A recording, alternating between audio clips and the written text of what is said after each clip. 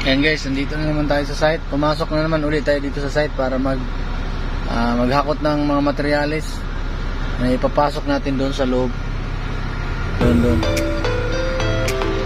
As usual, ang hirap naman talaga pag nandito ka sa site dahil agawan tayo sa pwesto, agawan ng pwesto kung sinong una makapasok. Marami kasi nakabang ng mga trailer at mga mixer. Kasabayan mo nito. Tapos siyempre may security pang lagi nakabantay.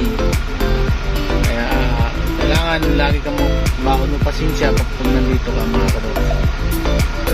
Tingnan mo dito sa likuran ko, may mga kasamahan din tayo sa ibang mga kontraktor. Nag-aabang din yan ng pagkakataon na papasok din sila sa loob. Meron din silang siguro ipapasok na item o kaya mga gaminto gamit ng kanilang mga equipment, no?